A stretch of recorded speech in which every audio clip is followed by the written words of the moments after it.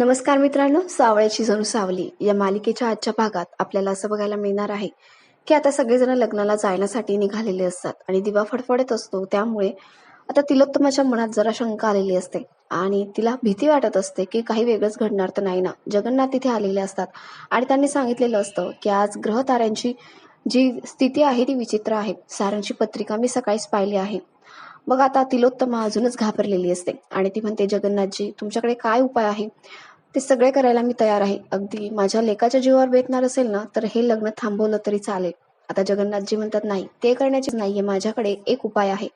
त्यावर तिलोत्तमा म्हणते, सांगा तुम्ही, हवं ते करायला तयार आहे मी. तेव्हा जगन्नाथ म्हणतो की मुलाच्या आईला लग्न मंडपात जाता येणार नाही, मुलाचं लग्न हे बघता येणार नाही आणि जोपर्यंत मुलगा लग्न लावून घरी येत नाही तोपर्यंत तिला एक पूजा करावी लागेल. हे सगळं ऐकून आता सगळ्यांना खूप मोठा धक्का बसतो आणि सगळेच म्हणत असतात, हा कुठला उपाय आहे? पण तिलोत्तमा म्हणते, नाही मी तयार आहे करायला, माझ्या मुलासाठी मी काहीही करू शकते. आता सारंग म्हणतो, जगन्नाथजी हे काही नाही, मला नाही चालणार, हे तुम्ही काहीतरी दुसरा उपाय काढा यावरती. आणि आता ऐश्वर्या सुद्धा मनातल्या मनात विचार करत असते की या जगन्नाथचं चाललं तरी काय आहे, याला मुद्दाम लग्न लांबवायचं आहे आणि अस्मीचा चेहरा सगळ्यांसमोर आणायचा आहे म्हणून हा असं करतोय. पण याचं मी काही चालू देणार नाही. आणि ती म्हणते, जगन्नाथजी तुम्ही या सगळ्या क्षेत्रामध्ये ना खूप मोठे विद्वान आहात, ज्योतिषशास्त्रामध्ये तुम्ही खूप मोठी पदवी घेतली आणि त्यामुळेच तुमच्याकडे दुसरा उपाय असणार आहे. त्यावर जगन्नाथजी म्हणतात, म्हणूनच तर हा उपाय काढलाय ना मी, सगळ्यात सोपा उपाय आहे हा. मी माझ्या ब्राह्मणांबरोबर माझ्या गुरुजींशी मी बोललेलो आहे, ते लवकरात लवकर इकडे येतील आणि पूजा सुरू करतील. बघा तुम्हाला पटतंय का? त्यावर तिलोत्तमा म्हणते, हो मी हे करायला तयार आहे. जा सारंग, तू तयार होऊन पटकन जा. आता सारंग अजिबातच तयार नसतो, पण आता तिलोत्तमा त्याला समजावते आणि म्हणते, सारंग जा ना, काही होणार नाही बाळा, सगळं काही ठीक होणार आहे. सारंग म्हणतो, नाही आई, तुझ्याशिवाय मी नाही जाणार. तिलोत्तमा म्हणते, हे बघ मी आयुष्यभर काय प्रत्येक क्षणी तुझ्यासोबत असणार आहे सारंग, त्यामुळे तू जा आता, काळजी करू नकोस. आणि हो मी पूजेला तयार आहे. आता जगन्नाथजी म्हणतात, ठीक आहे आपण सगळ्यांनी निघूया आणि तुम्ही इकडे पूजा करा. आणि हो याचे काही नियम आहेत बरं का. तुम्हाला अजिबात पूजेतून उठता येणार नाही, कुणाशीही संपर्क करता येणार नाही आणि मोबाईल तर लांबच ठेवायचा. आता सगळे म्हणतात, हे काय, हे जरा अतिच होतं या. चंद्रकांतचं असं म्हणणं असतं. त्यावर जगन्नाथजी म्हणतात, हे काही उपाय आहे आणि ते करावेच लागतील. त्यावर तिलोत्तमा म्हणते, ठीक आहे तुम्ही सगळ्यांनी निघा आता. आणि सगळेजण लग्नाला जात असतात. इकडे सावली सुद्धा रेडी झालेली असते, तिच्या विठ्ठलाच्या पाया पडत असते आणि म्हणत असते की, विठ्ठला आज माझ्या आयुष्यातला सगळ्यात मोठा दिवस आहे आणि मला माहिती तू नेहमी माझ्या पाठीशी असशील, पण मी गेल्यानंतर माझ्या घरच्यांची काळजी घे, त्यांच्या पाठीशी उभा राहा. माझे आई बाबा, माझा अप्पू, माझे दादा वहिनी यांची खूप काळजी घे, अशी ती देवाला प्रार्थना करत असते. इकडे तिचे आई बाबा वहिनी सगळेच निघालेले असतात, सावलीची वाट बघत असतात. सावली आणि अप्पू पण तिथे येतात आणि ते जायला निघतात. तेवढ्यात तिथे भैरवी येते आणि भैरवी म्हणते, हे काय, कुठे निघालात तुम्ही? त्यावर आता जयंती म्हणते, भैरवी माई तुम्ही खूप फनी आहात म्हणजे तुम्हाला माहिती नाही का? अच्छा, म्हणजे तुम्हाला आमंत्रणच मिळालं नाही का सावलीच्या लग्नाचं? अहो सावलीचं लग्न आहे, हॉलवर चाललोय आम्ही. त्यावर भैरवी म्हणते, अच्छा असं का? पण मी एक गोष्ट सांगते सावली तुला, काल तू कार्यक्रमाला आलीस, गाणं गायलंस, पण खूप उशीर केला तू. काल फक्त तुझ्या लग्नाची तयारी चालू होती म्हणून तुला उशीर झाला आणि आता लग्न जर ठरलं तर कार्यक्रमाला तू येणारच नाही, हो की नाही? ते मला चालणार नाही. आणि हो, हे लग्न तू करूच नको, हे लग्न वगैरे नाटक ना थांबवा आता. आता सगळेजण तिच्याकडे खूप रागाने बघतात. भैरवी म्हणते, हो तुला हे लग्न करण्याची काही गरज नाहीये. आता कोणी काही बोलत नसतं. त्यावर भैरवी म्हणते, अच्छा म्हणजे तुम्हाला लग्न करायचंच आहे का?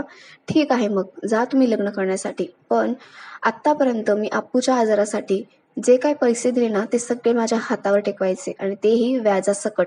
मी तुला कार्यक्रमाचे जे पैसे दिले ना सावली, त्याचा मी हिशोबच मागत नाहीये तुझ्याकडून, कारण ते तुझ्या लग्नाचा आहेर म्हणून समज. पण अप्पूच्या आजारासाठी मी आत्तापर्यंत 25 लाख रुपये दिले आणि ते व्याजासकट मला परत हवेत, त्याशिवाय मी ही गाडी पुढे जाऊ देणार नाही. आता सगळेजण खूप काळजीत पडतात. भैरवी समोर कोणाचं काही चालत नाही. तेवढ्यात तिथे जगन्नाथची गाडी येते आणि जगन्नाथ म्हणतो, काय भैरवी माई तुम्ही अशा रस्त्यात का उभे आहात, टोल घेताय का? त्यावर भैरवी माई म्हणतात, नाही नाही, मला असं वाटतं आमच्या पर्सनल मॅटरमध्ये अनेकदा मध्ये पडण्याचा तुम्ही ठेका घेतलाय. त्यावर जगन्नाथजी म्हणतात, मला तुमच्याशी थोडं बोलायचंय, बाजूला येता का? भैरवी आणि जगन्नाथ आता बाजूला जातात. जगन्नाथ म्हणतो, ते काय ना भैरवी माई, तुम्ही मला सांगत होतात ते बरोबर आहे, मी सावलीच्या बाजूने उगाच उभा राहतोय, पण काल माझ्या मोबाईलवर एक व्हिडिओ पडला आणि मला कळलं की मी उगाचच सावलीची बाजू घेतोय. तो व्हिडिओ बघता का तुम्ही जरा? आणि तो आता भैरवीला तो व्हिडिओ दाखवत असतो, ज्यामध्ये त्याने शूट केलेलं असतं की मागे सावली गाते आणि पुढे तारा गाते. हे सगळं बघून भैरवीला आता खूप मोठा धक्का बसतो आणि आपल्या मुलीचं सत्य सगळ्यांसमोर हा जगन्नाथ आणणार की काय अशी भीती वाटत असते. आणि म्हणूनच ती जगन्नाथला हात जोडून नम्र विनंती करत असते. जगन्नाथ म्हणतो, सावलीचं लग्न होणार आणि ते तुम्ही अडवू शकत नाही. आत्ताच्या आत्ता तिथे जायचं आणि सावली आणि तिच्या घरच्यांना पाठिंबा द्यायचा. आता भैरवी पुढे आलेली असते. ती सावलीला मिठी मारते आणि म्हणते, बाळा, तुला पुढच्या आयुष्यासाठी खूप शुभेच्छा. सुखाने संसार कर आणि ये आता. एकनाथ आता जगन्नाथजीचे आभार मानत असतात आणि सावली सुद्धा त्यांच्या पाया पडते, त्यांचे आशीर्वाद घेते आणि जगन्नाथजी सुद्धा तिला आशीर्वाद देतात. सगळेजण तिथून लग्नासाठी निघून गेलेले असतात. इकडे आता अस्मी लग्नासाठी तयार झालेली असते. ती खूप छान दिसत असते. तिचे डमी आईबाबा सुद्धा तिथे असतात आणि ती त्यांना म्हणत असते की निर्णय तुमचा आहे, तुम्हीच ठरवा तुम्हाला कोणाची बाजू निवडायची ते. आणि ती निघत असते. तेवढ्यात तिला ऐश्वर्याचा फोन येतो आणि तिथे एक गाडी सुद्धा आलेली असते. ऐश्वर्या म्हणते, ती जी गाडी आहे ना, ती मी पाठवलेली आहे. तू इथे लग्नाच्या ठिकाणी व्यवस्थित पोहोचावी यासाठी तुझी सोय केलेली आहे. अस्मी आता थँक्यू म्हणते आणि त्या गाडीमध्ये बसते. तिचे आईबाबा सुद्धा त्या गाडीत बसतात.